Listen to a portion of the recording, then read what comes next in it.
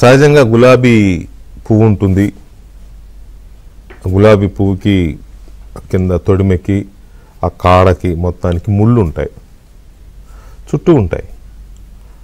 ఎందుకు ఉంటాయంటే ఆ పువ్వుని ఎవరైనా కొయ్యాలనుకుంటే ఆ ముళ్ళు చేతికి గుచ్చుకుంటాయి. చాకచక్యంగా కోస్తే పెద్ద ఈజీ అయ్యలే, కష్టమేం కాదు. ఎందుకంటే గులాబీ పువ్వులు మరి ఇలా అమ్మేవాళ్ళందరూ ఎలా అమ్ముతారు? చాకచక్యంగా కోసుకోవచ్చు. కానీ ఆ ముళ్ళు ఇచ్చిన పర్పస్ ఏంటంటే ఈ పశువులు ఏమన్నా తినాలంటే గుచ్చుకుంటాయి, నోటికి గుచ్చుకుంటాయి. మనిషి తెలివైనడు కదా, నీట్గా తెంపేస్తాడు. సరే, ఓకే. ఎనీవే, గులాబీ ముళ్ళు అనేవి పువ్వుకు రక్షణగా భగవంతుడు సృష్టించిన సృష్టి. కానీ గులాబీ ముళ్ళే గులాబీ పువ్వుకే గుచ్చుకుంటే ఎవరో బయటి జీవి, ఇంకొక జీవి వస్తే ఆ పువ్వుకు నష్టం జరగకుండా ముళ్ళు కాపాడాలి. కానీ ఆ ముళ్ళు పువ్వు రెండు ఒకదానికొకటి గుచ్చుకుంటే, ముళ్ళెళ్ళి పువ్వు గుచ్చుకుంటే పువ్వు పరిస్థితి ఏంటి అప్పుడు? ఎందుకు ముళ్ళు అలా తయారైంది? అసలు ముళ్ళు ఎందుకు పుట్టింది? ఇది ఇప్పుడు చర్చ. సహజంగా రాజులు కావచ్చు, దొరలు కావచ్చు, జమీందారులు కావచ్చు, దొంగలు కావచ్చు, బందిపోట్లు కావచ్చు, ఎవరైనా కావచ్చు, వీళ్ళల్లో తేడాలు ఎప్పుడు వస్తాయి? రాజులు అనుకోండి, సపోజ్ రాజ్యాన్ని పంచుకోవడంలో తేడాలు వస్తాయి. ఆ రాజ్యం నీకు, ఈ రాజ్యం నీకు, ఈ ఏదో ఉంటాయి కదా, కోసల రాజ్యం నీకు, మాహిష్మతి రాజ్యం నీకు, ఇట్లాంటి పంపకాల్లో తేడాలు వచ్చినప్పుడు రాజుల్లో గొడవలు వచ్చి యుద్ధాలు అవుతాయి, లేకపోతే విడిపోతారు. సంథింగ్ కొడుకులే తండ్రులను చంపేసిన రాజుల కాలం చూసాం మనం. తర్వాత రాజుల తర్వాత వచ్చింది ఏంటి అంటే సంస్థానాలు, జమీందారులు. తెలంగాణలో అయితే గడీలు అంటారు. తెలంగాణలో, ఆంధ్ర ప్రాంతంలోనో లేకపోతే ఇంకా ఇతర దేశంలోని ఇతర ప్రాంతాల్లోనైతే సంస్థానాలు అంటారు. అవే కదా సర్దార్ వల్లభాయ్ పటేల్ సంస్థానాల విలీనం చేశారు. అవే తెలంగాణలో గడీలు అంటారు. సహజంగా వాటికి ఉన్న బాసుల్ని దొరలు అంటారు. దొరలు ఎవరో అందరికీ తెలుసు, నేను చెప్పవసరం లేదు. అది కాదు ఇప్పుడు ఇష్యూ ఇక్కడ. అయితే ఈ స్థాయికి వచ్చేసరికి, సంస్థానాలు గడీలు ఈ స్థాయికి వచ్చేసరికి ఆస్తుల పంపకాలు, రాజ్యాలు లేవుగా ఇప్పుడు. ఆస్తుల పంపకాల్లో తేడాలు వస్తే అక్కడ గొడవలు అవుతాయి. అక్కడ ముళ్ళు పువ్వును గుచ్చుతుంది, పువ్వు వెళ్ళి ముళ్ళు మీద పడుతుంది, మొత్తం మీద గడి లేదా సంస్థానం శిథిలమవుతుంది. ఇది ఇక్కడ. ఇక గడిల తర్వాత వచ్చింది ఏంటి అంటే ప్రజాస్వామ్యం. ప్రజాస్వామ్యం అంటే ఏంటి? రాజకీయం అంటే ఏంటి? పార్టీలు. ఈ పార్టీల్లోకి వచ్చేసరికి ఎందుకు గొడవలు వస్తాయి? సహజంగా అధికారంలో పంపకాలు, అంటే అధికారం అప్పగింతలు, లేకపోతే అందులో పికప్ చేయడం, బాధ్యతల అప్పగింతలు, లేకపోతే సరైన గుర్తింపు ఇవ్వకపోవడం, ఒక సంసారంలోనే, ఒక కుటుంబంలోనే పిల్లలకి పార్టీలో సరైన బాధ్యతలు అప్పగించకపోవడం, అధికారం ఇవ్వకపోవడం, ఒకళ్ళకి ఎక్కువ గుర్తింపు ఒకళ్ళకి తక్కువ గుర్తింపు ఇస్తే వచ్చే చిన్నబుచ్చుకోవడం, అందులోంచి చిన్న తిరుగుబాటు, ఆలకలు, పాన్పులు. ఇక్కడ కూడా తండ్రుల్ని పిల్లలు పిసికేసిన సందర్భాలు చాలా ఉన్నాయి. సో ఇలాంటి సందర్భాలు రాజకీయాల్లో చూస్తున్నాం కూడా. ఇక దొంగలు బందిపోట్లు. ఈ దొంగలు బందిపోట్లలో ఏముంటాయంటే సహజంగా పంపకాలు. దోచుకొచ్చిన సొమ్ము పంచుకోవాలి. సహజంగా ఏం చేస్తారంటే దోచుకురాగానే ముందు దాన్ని ఒక రక్షిత ప్రదేశంలో దాచి అరే మనం పలానా రోజు వచ్చి తీసుకెళ్దాం, పోలీసులు అందరూ ఎటు వెళ్ళిపోయినాక అప్పుడు వచ్చి పంచుకుందాం అనుకుంటారు. ఈలోపు వాళ్ళు రోజు కలుసుకుని అది అంత ఉంది కదా, అందులో మరి నా వాటా ఎంత, నీ వాటా ఎంత, డూమ్ ఏదో ఉంటుంది. ఎక్కడో నువ్వు ఇంత కష్టపడలేదు కదా నీకు ఇంత, నువ్వు ఇంత కష్టపడ్డావు కదా నీకు ఇంత, ఏదో పంపకాల్లో తేడాలు వస్తాయి. వీడెళ్ళి పోలీసులకు చెప్తాడు. ఒకడెళ్ళి సార్ మేము ఇటు దొంగతనం చేసాం, పలానా దగ్గర దాచాం, నన్నేం అనుమాకండి, పలానా వాళ్ళ దగ్గర ఉంది అని చెప్పి వాడే చెప్పేస్తాడు. ఇది దొంగతనాలు బందిపోట్లు జరిగాయి. ఇదంతా చూసిందే చరిత్ర, నేను చెబుతున్నదేం కాదండి. ఇదంతా ఈ చరిత్ర మనకి చెప్పిన పాఠాలు మన కళ్ళ ముందు జరుగుతున్నవి ఈ ప్రజాస్వామ్యంలో, ఈ రాజకీయంలో ఇదంతా. సో ఇదంతా ఎందుకు చెప్పాల్సి వచ్చిందంటే, సింపుల్గా ఒక్క మాటలో రామాయణం కట్టే కొట్టే తెచ్చే అన్నట్టు చెప్పాలంటే, కేసీఆర్ కుటుంబం రోడ్డున పడింది, బీఆర్ఎస్ పార్టీ రోడ్డున పడింది. ఎందుకు పడింది, ఎలా పడింది అంటే సింపుల్. కారణాలు ఏవైనా, కవిత పార్టీలో అసమ్మతి గళాన్ని లేపింది. అసంతృప్తి, అసమ్మతి అనకుండా అసంతృప్తి, ఇలా చేస్తున్నారు అలా చేస్తున్నాడా. కొంత పార్టీలో ఉన్న కీలక నాయకుడు తన సొంత బావైన హరీష్ రావు మీద, కొద్దిగా సొంత అన్న కేటీఆర్ పైన కొంత స్వరం కొంచెం చురకలు అంటించే విధంగా మాట్లాడింది. అది పార్టీ ఇంకొంచెం శృతిమించింది అనుకొని పార్టీ సస్పెండ్ చేసింది. ఇంకా అప్పటి నుంచి ఆవిడ చాలా వైలెంట్గానే తయారైంది. సైలెంట్గా అనుకుంటే వైలెంట్గా మొదలైంది. ఆ తర్వాత ఆవిడ జాగృతి పేరుతో ఏదో యాత్ర చేశారు. సరే, ఈ జూబ్లీ హిల్స్ ఎలక్షన్ గొడవ నాకెందుకు, ఆళ్ళు కొట్టుకు చేస్తారు, నేను హైదరాబాద్లో ఉంటే ఏమీ చేయలేదు అంటారని ఆమె యాత్రకు పోయిందని కూడా చెప్తారు. మొత్తం మీద పాపం జిల్లాల్లో తిరిగింది, కష్టపడారు. ఓకే, అంతవరకు మనం అభినందించాలి. వచ్చిన తర్వాత మళ్ళీ కుంపటి రాజుకుంది. ఈ కుంపటి రాజుకుని ఆమెను తిట్టించారు. బీఆర్ఎస్ పార్టీలో ఎవరో తిట్టించారు. ఎందుకు తిట్టించారు, ఎవరు తిట్టించారు మనకు అనవసరంగా తిట్టించారు. ఆమెను మాట్లాడినారు. ఆమె ఇంకా చెలరైపోయింది. కవిత శివంగి ఆమె మామూలు అందరి ఇలాంటి మహిళ కాదు. ఎందుకంటే మంచి వాక్చాతుర్యం ఉన్నది, రాజకీయం నేర్చుకున్నది, మంచి రాజకీయం నేర్చుకుంది, చెడు రాజకీయం కూడా నేర్చుకుంది. ఇక వేరే కూడా కొంత నేర్చుకున్నారనుకోండి. ఇదే ఈ స్కామ్లు గీములే ఉన్నాయి కదా, నిజాల అబద్ధాలు పక్కన పెడితే కొంత అవి కూడా ఉన్నాయి. వాట్ ఎవర్, ఒక మంచి పొలిటీషియన్గా, ష్రూడ్ పొలిటీషియన్గా తయారైన మాట వాస్తవం. ఇంత జాతీయ స్థాయిలో గుర్తింపు కూడా తెచ్చుకుంది. ఇక ఆమెని గెలిగితే ఊరుకుంటుందా, వరుసగా మొదలెట్టింది. ఇంకా మొన్న ఒకళ్ళ మీద పెట్టింది. అది కాస్త ముదిరి ఆయన ఆ ఎమ్మెల్యే మాధవరం కృష్ణారావు కూకట్పల్లి ఎమ్మెల్యే ఆమె మీద వ్యతిరేకంగా మాట్లాడేసరికి ఇవాళ ఇక మొత్తం కూర్చుని మొత్తం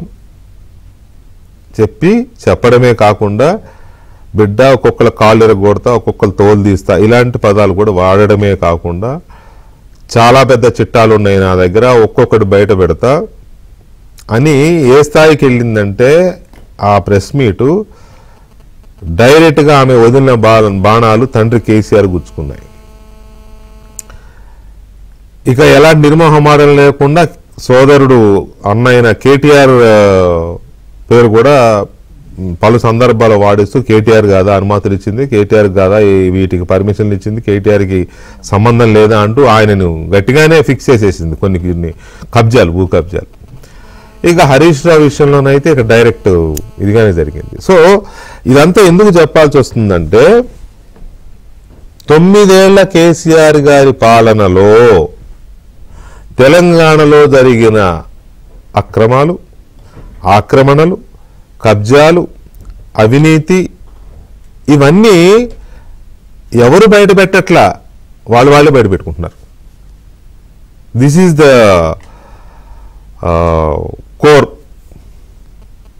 దిస్ ఈజ్ దాన్ని ఏమనాలో, వాళ్ళే బయట పెట్టుకుంటారు. నేను ఇందాక అందుకే అన్నాను, పంపకాల్లో తేడాలు వచ్చినా, అధికార పంపనీలో తేడాలు వచ్చినా, రాజ్యంలో తేడాలు వచ్చినా ఇదే ఉంటుంది. గడీలలో తేడాలు వచ్చినా, సంస్థానాల్లో తేడాలు వచ్చినా ఇలాగే ఉంటుంది. కవిత పలానాయన ఇన్ని ఎకరాలు కబ్జా పెట్టాడు, చెరువులు కబ్జా పెట్టాడు, లేకపోతే ఇంకోటి చేశాడు ఆమె అంటే, నీ భర్తే కదా వాళ్ళ పలానోడితో కుమ్మక్కై చేశాడని వాళ్ళు. అది ఇక్కడ ఏమవుతుందంటే, మొత్తం మీద ఈ కుటుంబ సభ్యులే తెలంగాణని కబ్జా పెట్టారు అని మనకైతే ఖచ్చితంగా అనిపిస్తుంది కదా. వీళ్ళు 10 పెడితే ఆ ఒకటి పెట్టిందని వీళ్ళు అంటున్నారు, వీళ్ళు 10 పెట్టారని ఆమె అంటోంది. మొత్తం మీద పెట్టారని వాళ్ళే బయట పెట్టుకుంటున్నారు. దీనికి వెంకటకృష్ణ చెప్పాల్సిన అవసరం లేదు, లేకపోతే రేవంత్ రెడ్డి చెప్పాల్సిన అవసరం లేదు, లేకపోతే ఇంకొక సుబ్బారావు, అప్పారావు, లేకపోతే ఇంకో సింగన్న, మల్లన్న, ఎల్లన్న చెప్పాల్సిన అవసరం లేదు. వాళ్ళు చెప్పుకుంటున్నారు. ఇది ఇప్పుడు తెలంగాణలో బర్నింగ్ టాపిక్. నేను అందుకే అన్నా, గులాబీ పువ్వుని గులాబీ ముల్లో గుచ్చుతోంది అని. ఎవరినో గుచ్చగల్లా. వేరేసి బీఆర్ఎస్ పార్టీ పరిస్థితి ఏంటి అనేది పాపం పెద్ద ఆయన మానసికంగా ఎంత నలిగిపోతున్నాడో, ఒకవైపు కూతురు, ఒకవైపు పార్టీ, ఒకవైపు కొడుకు మేనల్లుడు, ఇంకోవైపు ఇంకొక కొడుకు, అంటే ఆమె మళ్ళీ వదిన కొడుకు అనుకుంటా సంతోష్. వీళ్ళందరినీ ఎలా కాపాడుకోవాలి, ఈ పార్టీని ఎలా కాపాడాలి, రాజకీయ దురంధరుడుగా తనకున్న పేరు పక్కన పెట్టి కనీసం ఆలోచించే పరిస్థితి కూడా లేకుండా మానసికంగా నలిగిపోతున్నాడని ఆంతరంగిక వర్గాలు చెప్తున్నాయి. సహజమే, ఎంత పెద్ద తండ్రి ఎంత గొప్పవాడైనా పిల్లలకి సమపాలలో పంపకాలు చేయకపోతే కలిసి పిసికేస్తారు, విడివిడిగా పిసికేస్తారు. ఏ తండ్రి అయినా అంతే, కేసీఆర్ అయినా అంతే, ఎన్టీఆర్ అయినా అంతే, రాజీవ్ గాంధీ అయినా అంతే, జవహర్లాల్ నెహ్రూ అయినా అంతే, ఎవరైనా అంతే. ఎవరు అతిథులు గారు దీనికి, రాజ్యాల్లో రాజులైనా అంతే. సో ఓవరాల్గా ఇప్పుడు ఈ గులాబీ ముళ్ళు అనే ఈ చర్చలో మనతో చర్చలో పాల్గొంటున్నారు జాగృతి, తెలంగాణ జాగృతి కవిత గారి తరఫున జాగృతి నేత ఇస్మాయిల్ గారు ఉన్నారు. అట్లాగే చరణ్ కౌశిక్ యాదవ్ గారు, తెలంగాణ కాంగ్రెస్ పార్టీ ప్రధాన కార్యదర్శి, అండ్ బాలరాజ్ యాదవ్ గారు బీఆర్ఎస్ పార్టీ అధికార ప్రతినిధి, కప్ర ప్రసాదరావు గారు బీజేపీ అధికార ప్రతినిధి. అందరికీ నమస్తే అండి. ఒక మంచి బైట్ వినిపిస్తా. కవిత గారు ఇవాళ ప్రెస్ మీట్ పెట్టిన దాంట్లో, ఈ ప్రెస్ మీట్లో ఆమె చాలా అంశాలు లేవనెత్తారు. వాటిని మనం స్థూలంగా విభజిస్తే 3 భాగాలు కనపడతాయి మనకి. ఆ 3ని 1 by 1 తీసుకుందాం. అందులో మొదటిది, నన్ను పార్టీలోంచి వెళ్ళగొట్టినా మీకు తృప్తి లేక నన్ను నా భర్త మీద నాపైన నా భర్త పైన ఇష్టం వచ్చినట్టు మాట్లాడుతున్నారు. మీ చిట్టా మొత్తం నా దగ్గర ఉంది. మీరు ఉద్యమం పేరుతో బ్లాక్మెయిల్ చేసిన దందాలు కూడా బయట పెడతా. ఉద్యమం టైంలో రైట్ అదే కదా అన్నారు.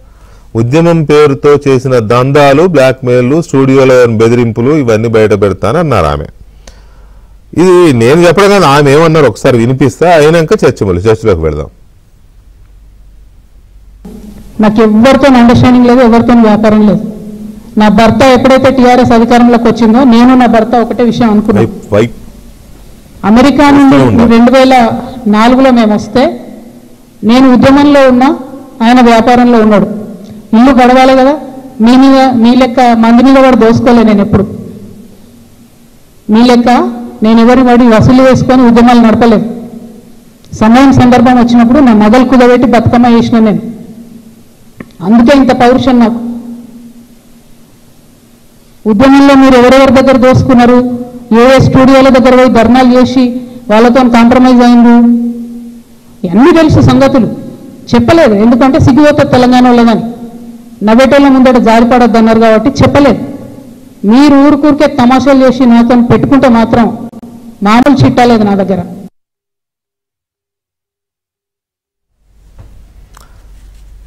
సో చాలా ఉంది చిట్టా నా దగ్గర, మామూలు చిట్టా లేదు అని ఒకటి శాంపిల్ వదిలింది ఆమె. ఉద్యమం సమయంలో ఏం చేశారు అనేది అందులో ఒక ఎగ్జాంపుల్గా స్టూడియోలు.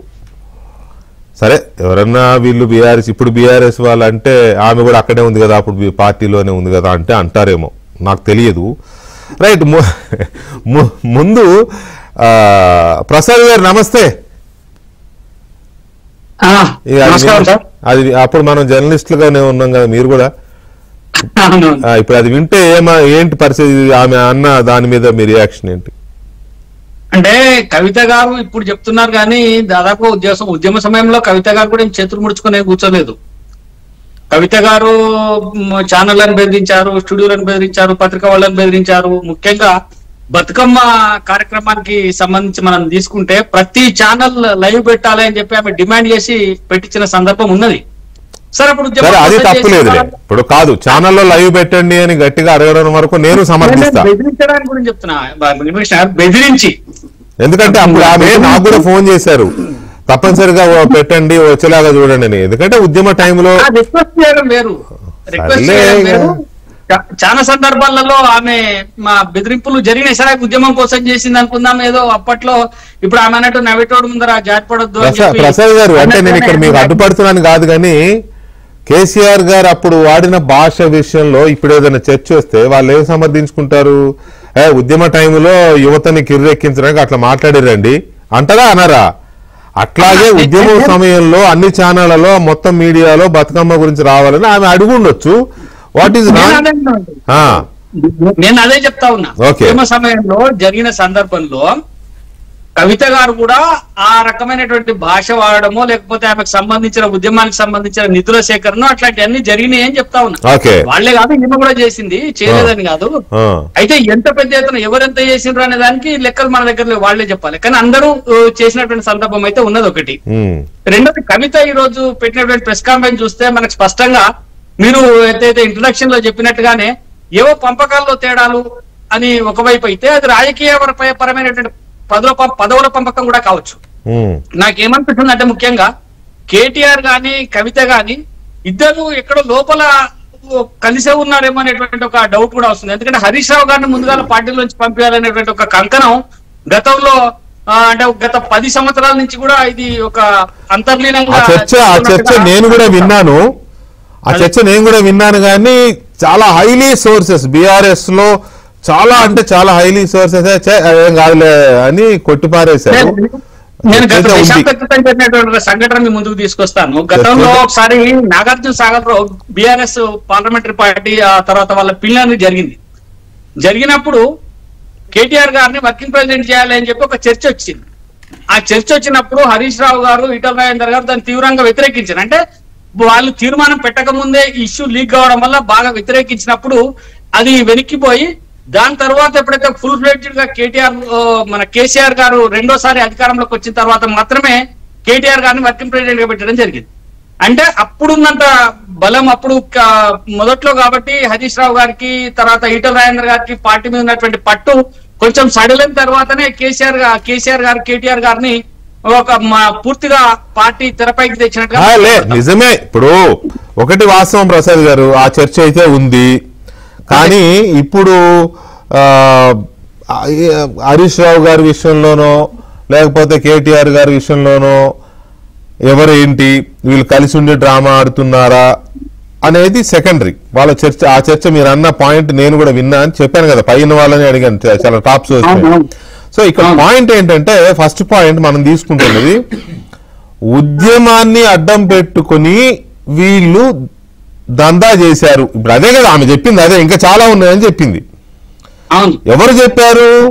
ఆనాడు ఉద్యమంలో కీలక భాగస్వామిగా ఉండి ఉద్యమ నేత కుటుంబ సభ్యురాలైన కవిత గారు చెప్పిన మాట ఇది. ఇవాళ బీఆర్ఎస్ పార్టీకి గాని, ఉద్యమాన్ని ఆనాడు నడిపిన కేసీఆర్ కి గాని, కేటీఆర్ కి గాని, హరీష్ రావుకి గాని, ఫర్ దట్ మ్యాటర్ ఆ రోజు ఆయనతో పాటు నడిచిన కోదండరామ్, జేఏసీ చైర్మన్ గా ఉన్న కోదండరామ్ గారు కానీ, ఇలాంటి వాళ్ళందరి పరిస్థితి ఏంటి? నిజంగా ఉద్యమాన్ని ఇలా పెట్టి తాకట్టు పెట్టి బెదిరించడానికి వాడుకున్నారా అనేది మాత్రం ఇది ఒక పెద్ద చర్చనీయాంశం. ఏం బాలాజీ గారు, అప్పుడు మీరు స్టూడెంట్ గా ఉండవచ్చు, మరి ఇది నిజంగా ఇప్పుడు ఆమె చెప్పింది స్టూడియోని లేకపోతే ఇంకా చాలా చిట్టా ఉందంట, కదిలిస్తే రేపే బయటకు వస్తుంది అది కూడా. ఓకే, వెంకటకృష్ణ గారు, మీకు అదేవిధంగా ఏబిఎన్ ప్రేక్షకులకి, ప్యానెల్ పెద్దలకి నమస్కారం.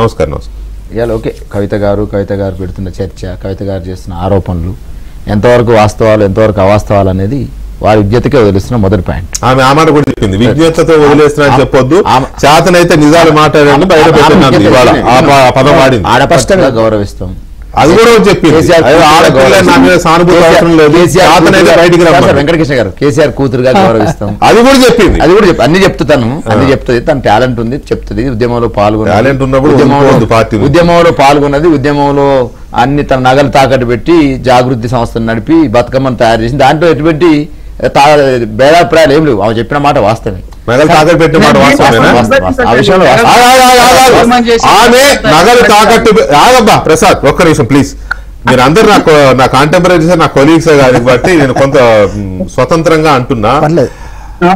బాలరాజు ఏమంటున్నాడు, ఆమె నగలు తాకట్టు పెట్టి బతుకమ్మ ఇది చేసింది నిజమే అని అంటున్నాడు. ఓకే, ఆమె చెప్పిన దాంట్లో 100% ఎందుకంటే నేను ఉద్యమ నాయకుడిగా స్మాల్ షీట్ లో ఒక లీడర్షిప్ టార్గెట్ చేస్తూ వికే గారు ఒక లీడర్షిప్ ని మేము కూడా మూవ్మెంట్ ని స్టార్ట్ చేసినాం కాబట్టి లీడ్ చేసినాం స్మాల్ షీట్ ఉద్యమాన్ని లీడ్ చేసినాం మేమంతా కూడా ఒక 10 మందిలో. కాబట్టి ఆ రోజు కవిత గారితో ఉన్నటువంటి మేము బీఆర్ఎస్ పార్టీతో ఉన్నాం కాబట్టి బీఆర్ఎస్ పార్టీలో కవిత గారు ఆ రోజు క్రియాశీలక రోల్ చేస్తామని తెలంగాణ ఉద్యమంలో క్రియాశీలక రోల్ వస్తుంది. దాంట్లో ఎటువంటి భేదాభిప్రాయాలు వాళ్ళ ప్రెస్ మీట్ లో. కానీ ఏదైతే ఉద్యమాన్ని అడ్డం పెట్టినప్పుడు ఏదైతే ఈ రోజు మాధవ కృష్ణారావు గారు ఏదైతే ప్రెస్ మీట్ ఉందో ఆ ప్రెస్ మీట్ తర్వాత కవిత గారు చేసినటువంటి ఆరోపణలు ఉన్నాయో వాస్తవంగా మాధవరావు కృష్ణ గారు తెలంగాణ ఉద్యమంలో లేడు. ఆ రోజు టీడీపీ పార్టీలో ఉన్నాడు. టీడీపీలో తర్వాత 2014 టీడీపీలో గెలిచినారు. వారు వచ్చింది నాకు తెలిసి 2015-16 ప్రాంతంలో బీఆర్ఎస్ లో జాయిన్ అయినారు. ఇలా మాధవరావు కృష్ణారావు గారు టీడీపీ పార్టీలో ఉన్న తెలంగాణలో ఉన్నాడు కదా. తెలంగాణ ఉద్యమం తాకట్టు పెట్టాడు మాధవరావు కృష్ణారావు తెలంగాణ ఉద్యమం లేడని అంటున్నాను నేను. గీతాల గురించి మాట్లాడిందా మరి మాధవరావు కృష్ణారావు గురించి మాట్లాడిందా ఆ మాట్లాడితే హరీష్ రావు గారి పేరు వెళ్ళలేదు. ఇవాళ బీఆర్ఎస్ పార్టీకి మేము చెప్పేది ఏంటంటే గతంలో జగదీష్ రెడ్డి గారిని ఢిల్లీ పూటని మొత్తం నల్గొండను ఖరాబు చేసిందని చెప్పేసి ఆయన మీద మాట్లాడింది. తదనంతరం ఇవాళ సార్ ఇప్పుడు హరీష్ రావు గారి పాత్ర ఏంటి, తర్వాత జగదీష్ రెడ్డి గారి పాత్ర ఏంటి తెలంగాణ ఉద్యమంలో, అదేవిధంగా నిరంజన్ రెడ్డి గారి పాత్ర ఏంది, వికే గారు మీకు తెలియదా? మీరు ఇన్ని రోజులు తెలుగు రాజకీయాల్ని తెలంగాణ రాజకీయాల్ని పరిశీలిస్తున్నారు, ఓ సీనియర్ జర్నలిస్ట్గా ఉన్నారు. కవిత గారు చేసే ఆరోపణలు వాస్తవం ఏంది అవాస్తవాలేంది మీకు తెలియదా? మీకు తెలిసి దీన్ని విశ్లేషణ చేయలేరా? దుర్గడ బాలయ్యాలు వచ్చి విశ్లేషణ చేస్తే మీకు నేనేమంటున్నాంటే తను ఆరోపణ చేసేటప్పుడు సార్ ఆరోపణ చేసేటప్పుడు ఓకే తను రాజకీయ పార్టీ నుంచి బయటికి పోయింది, తను ఒక రాజకీయ పార్టీ ఎస్టాబ్లిష్ చేసుకుందాం అనుకుంటుందా లేకపోతే మామూలు ఆరోపణలు రాజకీయ పరమైన ఆరోపణలు అయితే పెద్దగా రాజకీయాల్లో కామనే కదా అనుకుంటారు. ఆమె ఎంత సీరియస్ అలిగే మీరు అర్థం చేసుకోండి దయచేసి. ఇక్కడ ఉన్న వాళ్ళందరూ ఉద్యమకారులే, అందరం ధర్నాలు చేసిన వాళ్ళు, ఉస్మానియాలో దీక్షలు చేసిన వాళ్ళమే అందరం కదా. ఇలాంటి సందర్భంలో ఆమె ఉద్యమాన్ని అడ్డం పెట్టుకొని మీరు దందా చేశారంటోంది. ఎవరిని అంటోంది? తండ్రి అంటోంది. ఉద్యమ నాయకుడు ఆయనే కదా. అయితే జేఏసీ చైర్మన్ గా ఉన్న కోదండరామ్ అంటోంది, లేదంటే ఆనాడు ఉన్న హరీష్ రావు అంటోంది, వీళ్ళందరినీ అంటోంది. సార్ ఈ సూర్యుని పైన ఉమ్మేస్తే కిందనే పడుతుంది. అది చెప్పండి, ఆమెకు చెప్పండి. తన విజ్ఞతకు వదిలేస్తున్నా ఆడపడుచుగా సూర్యుని పైన ఉమ్మేస్తే తల మీదనే పడుతుంది. కేసీఆర్ గారి వ్యక్తిత్వం గురించి కేసీఆర్ గారు ఎటువంటి వాళ్ళు ఇవాళ అపోజిషన్ పార్టీలు మా పార్టీ నుంచి అవతలికి వెళ్ళి గుత్త సుఖేంద్ర గారు ఏం మాట్లాడారు సార్? మా పార్టీ నుంచి బయటకు వెళ్ళి కేసీఆర్ గారు ఏం మాట్లాడారు సార్? సార్ ఎవరు బ్లాక్ మెయిల్ చేశారు ఎవరు అనలేదు ఇంతవరకు కూడా. కేసీఆర్ గారిని విమర్శించే వాళ్ళు కూడా ఎప్పుడు కూడా కేసీఆర్ గారు పైసల మనిషి. కవిత గారు మరి కేసీఆర్ గారు ఉద్దేశించి అన్నట్టుగా నాకు టోటల్ గా బయట మొత్తం కేసీఆర్ గారు ఏమండి ఏమండి ఉద్యమాన్ని అడ్డం పెట్టుకొని బ్లాక్ మెయిల్ చేశారు స్టూడియోల దగ్గర అంటే ఉద్యమ నాయకుడు ఎవరండి అప్పుడు? సార్ జననాయకుడు తెలంగాణ ఉద్యమం అంటే మీరు ఐకాన్ ఎవరు చెప్పండి? సింపుల్. తెలంగాణ ఉద్యమానికి ఒక ఇరుసులాగా పనిచేసింది కేసీఆర్. అనేక పలకలు నేను చెప్తాను అంతా సార్. ఇప్పుడు మీరు ఇవాళ ఒప్పుకుంటున్నారు, మీరు గతంలో అనేక సార్లు మీరు కాదు సార్ తెలంగాణ ఉద్యమానికి ఇరుస అనే మొదలు ఆయనే ఆది ఆయన అంతమంటే ఎట్టొస్తురా కేసీఆర్ ఒక్కడేనా చాలా మంది పాల్గొన్న సైతం కూడా ఉన్నాయి. కలిసి చేశారు, ఆయన నాయకత్వం వహించాడు. తెలంగాణ లీడర్ ఆయన సార్. నన్ను ఒక 2-3 సెకండ్లు మాట్లాడితే వాస్తవాలు అవాస్తవాలు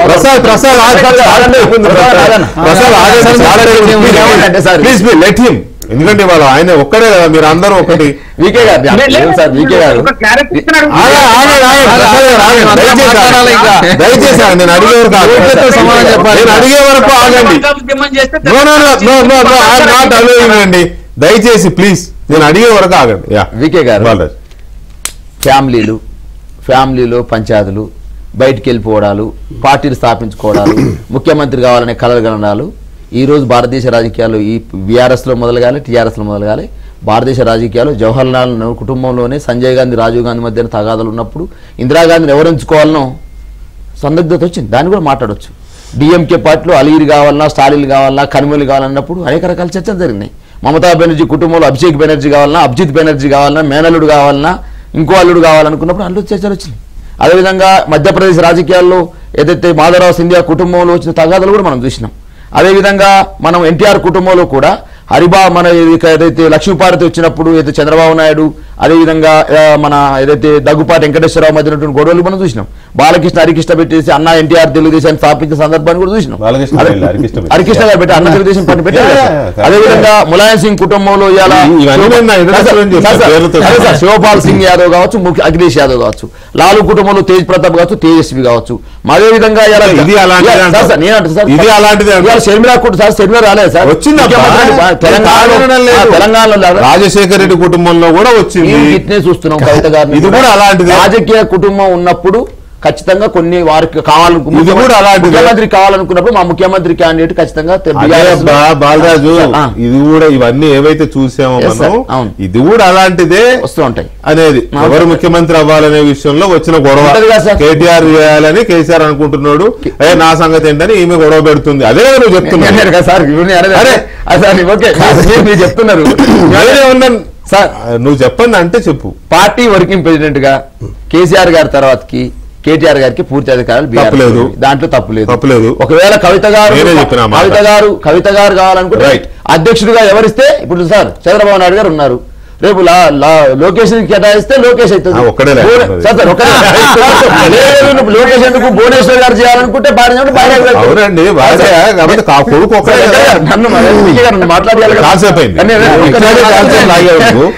నీకు రిజర్వేషన్ ఉంది కాబట్టి ఇక్కడ, ఎందుకంటే వీళ్ళందరూ ప్రతిపక్షాలు అప్పుడు ఆ పార్టీలో ఉన్నావు కాబట్టి ఎక్కువసేపు అయింది ఇప్పటికే. సో దీని మీద అసలు ఆరోపణలు చేసిన జాగృతి అసలు ఉద్యమాన్ని అడ్డం పెట్టుకుని దోపిడీకి పాల్పడ్డారనో లేకపోతే దందా చేశారనో బ్లాక్మెయిల్ చేశారనో అనేది ఎందుకు వచ్చింది కవిత గారి నోటి నుంచి? అది చాలా పైగా ఆమె అన్నారు ఇంకో మాట, ఇలాంటి చిట్టా మొత్తం నా దగ్గర ఉంది కానీ చెప్పుకుంటే సిగ్గుపోతుంది కాబట్టి నేను చెప్పట్లేదని కూడా అన్నారు. ఎందుకు ఉద్యమం మాట ఎందుకు వచ్చింది నిజంగా? ఎందుకంటే ఆ మాట అంటే నువ్వు కూడా ఉన్నావు కదా అని అంటారు. ప్రసాద్ ఆల్రెడీ అన్నాడు కదా, నువ్వు కూడా ఉన్నావు కదా అప్పుడు అక్కడే అంటారని తెలుసు ఆమెకి, అయినా కూడా అన్నారు అని అంటే దాని అర్థం ఇస్మాయిల్ గారు. ఇవాళ ఈ చర్చ జరుగుతున్న సందర్భం లోపల ఇప్పటిదాకా జరిగిన మన చర్చలో కొంత వ్యక్తిగతమైన అభిప్రాయాలు కానివ్వండి, ఎవరికున్న అభిప్రాయాలు చెప్పే ప్రయత్నం చెప్పినారు. కానీ ఇది మనం ఉద్యమం నుంచి వచ్చిన వాళ్ళం, తర్వాత ఈ ప్రాంత అస్తిత్వం కోసం కొట్లాడి వచ్చినటువంటి ఉద్యమకారుల జాబితాలో ఉన్న వాళ్ళం. మనం మాట్లాడుతున్నప్పుడు ప్రజలు బాగా గమనిస్తారు, కొంచెం ఆలోచిస్తారు కూడా. కాబట్టి వాళ్ళకి చెప్పే విషయాలు కూడా సూటిగా చెప్పే ప్రయత్నం జరగాల, ప్రజల్ని ఆలోచింపజేసేటట్టుగా మనం మాట్లాడేది ఉండాలనేది నా భావన. రెండోది, ఇక్కడ ఆస్తి పంచాయతీలని లేకపోతే పదవుల కోసం అనేటటువంటి ప్రస్తావన పదే బయట వస్తుంది. ఇవాళ ఈ చర్చలో కూడా వచ్చింది, దురదృష్టకరం.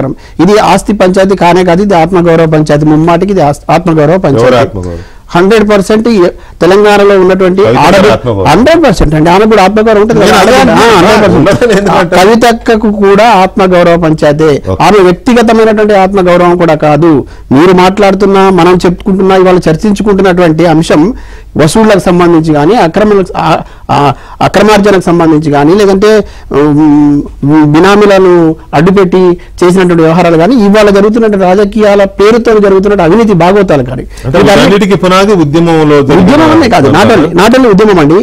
వ్యక్తుల స్వభావం అట్లా ఉన్నది, కొంతమంది వ్యక్తుల స్వభావం. ప్రతిదాన్ని కూడా వ్యాపారంగా మలుచుకునేటువంటి ప్రయత్నం చేసినారు. ఉద్యమాన్ని కూడా కొంతమంది వ్యాపారం చేయడానికి ప్రయత్నం చేసినారు. ఉద్యమాన్ని కూడా నిర్వీర్యం చేయడానికి ప్రయత్నం చేసినారు. ఉద్యమాన్ని అడ్డు పెట్టుకుని అక్రమార్జనలకు పాల్పడ్డ వాళ్ళు ఉన్నారనేటటువంటి ఆవేదన ఆమెలో గతంలో ఉంది, గత చాలా సందర్భాల్లో మాట్లాడింది, ఇవాళ కూడా మాట్లాడింది.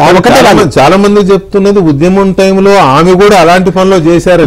నరం లేని నాలిక మాట్లాడుతూ అంటారు కదా. నేను ఒకటే ఇప్పుడు చెప్తున్నా, ఈ డిబేట్ ద్వారా ఇప్పటిదాకా మేము కూడా చూస్తూ ఊరుకున్నాం, సహించినాం, చాలా ఓపికగా. ఇవాళ నేను చాలా స్పష్టంగా చెప్పదలుచుకుంటున్నా, బ్రదర్స్ అందరు మాట్లాడినప్పుడు నేను చాలా కామ్గా ఉన్నాను. రెండోది, నొప్పి మాకున్నది, ఖచ్చితంగా మేము ఆ నొప్పికి సంబంధించి మాట్లాడాల్సిన అవసరం ఉన్నది. చాలా ఓపికగా సహనంగా ఉంటుంటే ఇది చేతగానితనంలాగా తీసుకొని ఇష్టం వచ్చినట్టు మాట్లాడతాం, ఆరోపణలు చేస్తాం, ఆమె వ్యక్తిత్వ హననాన్ని చేస్తాం, లేకపోతే ఆమె కుటుంబాన్ని బదాన పడేస్తాం, ఆమె మానసిక క్షోభకు గురి చేస్తాం. ఆమె కుటుంబం రాజకీయాలు ఉన్నాడు ఆయన, రాజకీయాలు లేడు కదా. ఆమె కుటుంబం అంటే ఎగ్జాక్ట్లీ అంతే అంతే నాటు. ఇప్పుడు కాదు, 100% నేను చాలా స్పష్టంగా చెప్పదలుచుకున్నా. ఇప్పుడు మేము యుద్ధంలో ఉన్నాం, యుద్ధ క్షేత్రంలో ఉన్నాం, ప్రజల వైపు నుంచి యుద్ధం చేయడానికి సిద్ధంగా ఉన్నాము. అవసరము. ఈ సందర్భం లోపల శశబిషలు లేవు, మళ్ళీ మొహమాటాలకు పోయేది లేదు. ఇప్పుడు మా పైన జరుగుతున్నటువంటి దాడిని ప్రతిఘటించే క్రమం లోపల మేమేమో చేతులు ముడుచుకొని కూర్చునే పరిస్థితులు లేము. కవితక్క ఈ రోజు మాట్లాడినటువంటి చాలా స్పష్టంగా చెప్పే ప్రయత్నం చేసింది. ప్రతి మాటకు కట్టుబడి ఉంటామని చెప్పింది. మేము కూడా చెప్తా ఉన్న ఈ వేదిక ద్వారా ప్రతి మాటకి మళ్ళీ కట్టుబడి ఉంటాం. అవసరమైతే ప్రజాక్షేత్రంలో తేల్చుకునే విషయమైనా, న్యాయస్థానంలో తేల్చుకునే విషయమైనా, రాజకీయ క్షేత్రంలో తెలుసుకునే విషయమైనా చాలా స్పష్టంగా ఉంటాం. నేను ఏమంటున్నానంటే ఎవరికి వాళ్ళుగా కొంతమంది, ఇప్పుడు అక్క చాలా స్పష్టంగా చెప్పింది కొన్ని విషయాలు, ఎవరైతే అవినీతికి పాల్పడ్డారు లేదంటే రాజకీయంగా ఎదగకుండా చూసినారు, ఉద్యమకారులు ఎవరు అణచగొట్టారు, ఉద్యమకారుల ఆకాంక్షలు నెరవేరకుండా ఎవరు, ఇవన్నీ చెప్పుకుంటూ వచ్చింది. మీరు దానికి సమాధానం చెప్పండి. ఎక్కడైతే అవినీతి జరిగిందో అవినీతి జరగలేదనేటువంటి విషయాలు మీరు స్పష్టంగా చెప్పండి. మేము విద్యుత్ వదిలేస్తాము, లేకపోతే మాకు నీ చిట్టా తెలుసు, పిచ్చి పిచ్చిగా మాట్లాడుతూ ఉన్నారు చాలా మంది. నేను చెప్తా ఉన్నా, ఇప్పుడు ఈ సందర్భంగా జాగృతిలో నేను ఈ ప్రాంతంలో ఉద్యమ బిడ్డగా ఉన్నా, ఇవాళ జాగృతిలో కీలకంగా ఉన్నా. నేను చెప్తా ఉన్నా, ఎవరికైనా దమ్ము ధైర్యం ఉంటే, నిజంగానే ఇక్కడ ఉన్నటువంటి పౌరుషానికి ప్రతీకలైతే వాస్తవాలు ఏమైనా ఉంటే తెచ్చి చూపించే ప్రయత్నం చేయండి. ఎవరు నష్టపోయారో ఆ నష్టపోయినటువంటి చూపించి మేము చూపిస్తాం బాధితులని. మేము తప్పకుండా బాధితులు తీసుకొచ్చి కూర్చోబెడతాం, బాధితులు మాట్లాడించే ప్రయత్నం చేస్తాం, న్యాయస్థానాన్ని ఆశ్రయిస్తాం. పనికి మాలిన మాటలు మాట్లాడి అర్ధరహితమైనటువంటి ఆరోపణలు చేసి ఆధారాలు లేకుండా మాట్లాడి గుడ్డగాల్సి మీద చేస్తాం, బురద మీద వెళ్తాం, మీరు కడుక్కోండి అనేటటువంటి పద్ధతిలో ఎవరైనా మాట్లాడితే రేపటి నుంచి ఈడ్కా జవాబు పత్తరితే ఉంటది, తప్పకుండా ఉంటది. దీంట్లో ఏం మొహమాటం లేదు, శశబిషలు లేవు. కాంగ్రెస్ పార్టీ వైపు నుంచి అంటే ఇవాళ చేసిన ఆరోపణల్లో మొదటి పార్ట్ మనం తీసుకుంటున్నది ఉద్యమ ప్రస్తావన రావడం అనేది నేనైతే చాలా సీరియస్ గానే ఫీల్ అవుతున్నా. ఎందుకంటే అది మామూలు విషయం కాదు. ఉద్యమ ప్రస్తావన రావడమే కాదు, దాన్ని అడ్డం పెట్టుకొని బ్లాక్ మెయిలింగ్ దందాలు చేశారు అనే ఒక మాట, పేర్లు చెప్పకపోయినా చేశారంటే ఉద్యమ నాయకులే కదా. అసలు కాంగ్రెస్ పార్టీ దీన్ని ఏ కోణంలో చూస్తుంది సార్? ఇప్పుడు అదే చెప్తా ఉన్నాం కదా, ఉద్యమం పేరుతో వసూల్లో పాల్పడరని చెప్పి కల్వకుంట్ల కవిత గారు మాట్లాడరు. అసలు కేసీఆర్ గారు స్పందించాల్సిన అవసరం ఉంది. అదే కాకుండా ఎవరన్నా అల్లుడు ఫోన్ ట్యాప్ చేస్తారని చెప్పి ఎవరన్నా తర్వాత మాట్లాడతారు, అది కేసీఆర్ గారిని ఉద్దేశించి అన్నామంటూ మాటలు. తర్వాత కేసీఆర్ గారు తెలిసి అవినీతి జరిగిందా, ప్రభుత్వంలో తప్పులు చేశారని చెప్పి కేసీఆర్ గారు తెలిసి జరిగిందా, తెలవకుండా జరిగిందని చెప్పి కేసీఆర్ గారిని ఉద్దేశించి మాట్లాడారు. అదే కాకుండా ఇక్కడ చాలా స్పష్టంగా కేటీఆర్ గారు సంబంధించి కావచ్చు, ఏదో ఇల్లు పాలసీ కేటీఆర్ గారు తీసుకొచ్చిండు, ఆనాడే తీసుకొచ్చారు, కాకపోతే కాంగ్రెస్ వచ్చిన తర్వాత ఇంకా ఓపెన్ చేశారని చెప్పి హిందూ పాలసీ గురించి కూడా మాట్లాడు. అదే కాకుండా కేటీఆర్ గారికి సంబంధించి చెరువులను మాయం చేశారని చెప్పేసి చాలా స్పష్టంగా మాట్లాడు. ఉస్మాన్ సంబంధించి అదే సార్ దాని గురించి మాట్లాడతాం. వెళ్ళిపోతున్నారు మీరు. ఇక్కడ తెలంగాణకు సంబంధించినంత వరకు తెలంగాణ ఉద్యమం అనేది మాతృ సంస్థ. ఈ పార్టీలు ఏమన్నా కావచ్చు కదా, అప్పుడు అన్ని పార్టీలు కలిసేగా ఉద్యమం చేశాయి, జేఏసీ పెట్టుకుని.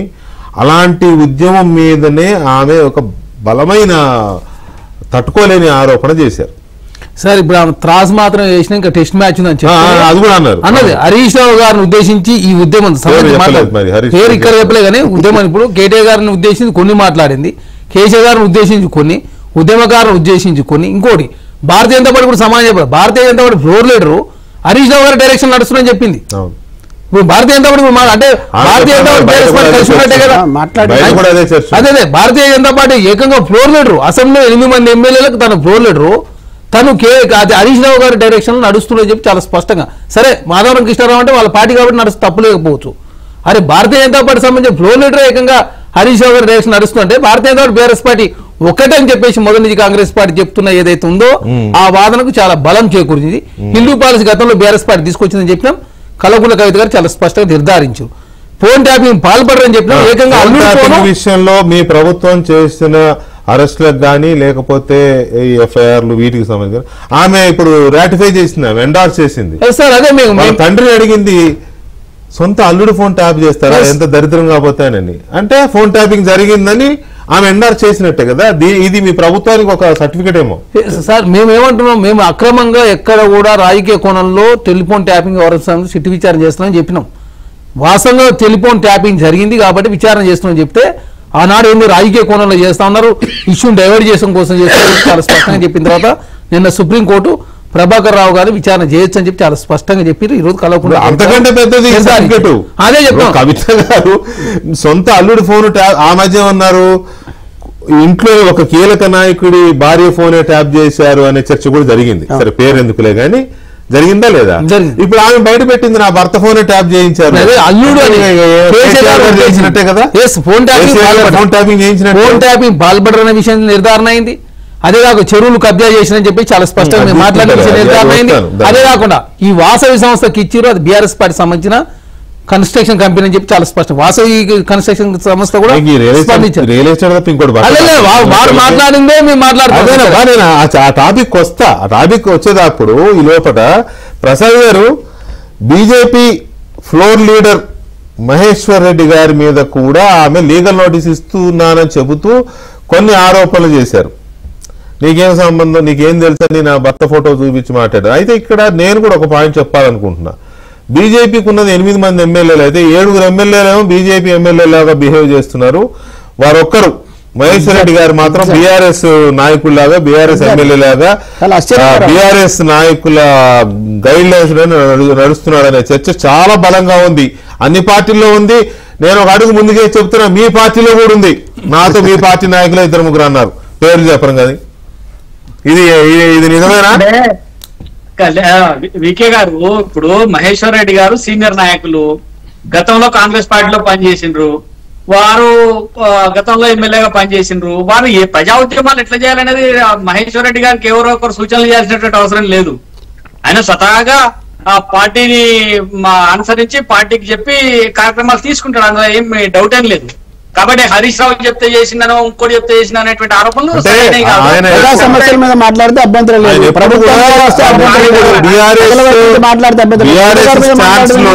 బీఆర్ఎస్ స్టాండ్స్ లోనే బీఆర్ఎస్ షూలో కాలు పెట్టి కాంగ్రెస్ మీదకు పోతా ఉంటాడు, అంతా బీఆర్ఎస్ లైన్ లోనే ఉంటాడు, బీజేపీ లైన్ లో కాకుండా అనేది చాలా బలమైన అభిప్రాయం అయితే ఉంది.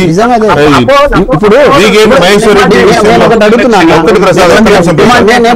అడుగుతున్నా, ఇవాళ కవిత గారు మాట్లాడిన, గతంలో మాట్లాడినా కానీ గతంలో ఆరోపించిన వాటికి కానీ ఆన్సర్ చేయాల్సిన వాళ్ళు ఎవరండి?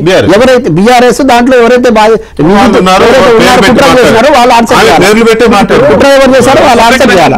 కానీ ఇక్కడ శిక్షణ అక్కడక్కడ బలు పెట్టినట్టు ఇదికేం నొప్పి? ఇప్పుడు ప్రభుత్వం ప్రతిపక్షంలో ఉన్నవాడు, భారతీయ జనతా పార్టీ ఫ్లోర్ లీడర్ గా ఉన్నవాడు, ఆ పార్టీకి సంబంధించిన అంశాలతో పాటు ప్రజల సమస్యలు మాట్లాడాలి, ప్రభుత్వాన్ని నిలదీయాలి. ఆయన నియోజకవర్గంతో పాటు రాష్ట్రం మొత్తంలో ఉన్నటువంటి సమస్యలు మాట్లాడవచ్చు. కానీ ఒక రాజకీయ పార్టీకి సంబంధించిన అంశం వచ్చినప్పుడు కుట్రల కుంపట్లు రగిలించినటువంటి ఒక దగ్గర నుంచి వస్తున్నటువంటి గుండెనక్కలు చేసేటువంటి కుట్రలో ఈయనకేం భాగస్వామి?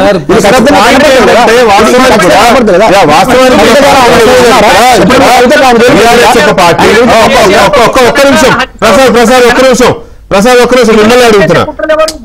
ఒక్క మాట వినండి ప్రసాద్. కాంగ్రెస్ పార్టీ అధికారంలో ఉంది, బీఆర్ఎస్ ప్రతిపక్ష పార్టీ, బీజేపీ ప్రతిపక్ష పార్టీ. కవిత గారు పార్టీ పెట్టకపోయినా ఆవిడ కూడా ఒక అపోజిషన్ పార్టీ అని అనుకుందాం, అంతే కదా, అపోజిషన్ లో భాగమని అనుకుందాం. అయితే బీఆర్ఎస్ అయినా ప్రభుత్వాన్ని విమర్శించాలి, బీజేపీ అయినా ప్రభుత్వాన్ని విమర్శించాలి. ఒకవేళ బీఆర్ఎస్ లో కుటుంబ విషయాలు ఏమైనా ఉంటే కవిత గారు మాట్లాడుకుంటారు, వాళ్ళ పర్సనల్ ఇది. అలాంటిది బీజేపీ నాయకుడుగా ప్రభుత్వాన్ని, ప్రజల తరఫున బీజేపీ కాంగ్రెస్ ని ప్రభుత్వాన్ని విమర్శించాలి బీజేపీ నాయకుడిగా. ఆయన ఎందుకు కేసీఆర్ కుటుంబంలో వేలు పెట్టి కవిత మీద అటాక్ చేశారు? అక్కడ వచ్చింది ఇది. మీరు వెంకటకృష్ణ గారు నాకు 1 నిమిషం సమయం ఇవ్వండి. ఇది కేసీఆర్ కుటుంబ వ్యవహారం కాదండి. మీరు ఎంతసేపు కేసీఆర్ కుటుంబం అంటున్నారు. కవిత కేసీఆర్ గారికి ఉండే ఆస్తుల పంపకం విషయంలో మాట్లాడట్లేదు. కవిత లేకపోతే ఆమెకు రావాల్సినటువంటి ఆడబిడ్డ కట్నం విషయంలో మాట్లాడట్లేదు. కవితకు ఇంటి నుంచి రావాల్సినటువంటి ఆస్తి లేకపోతే మా భూముల పంపకాల విషయంలో మాట్లాడట్లేదండి. కవిత మాట్లాడుతున్నది గతంలో కేసీఆర్ ప్రభుత్వ హయాంలో జరిగినటువంటి అవినీతి, అక్రమాలు, దోపిడీ, దొంగతనాలు, దీనికి అన్నిటికి సంబంధించిన రాజకీయ కారణాలను కవిత మాట్లాడుతున్నారు. కవిత మాట్లాడినప్పుడు గత ప్రభుత్వంలో జరిగినటువంటి అంశాలను లేవనెత్తడంలో తప్పేముంది?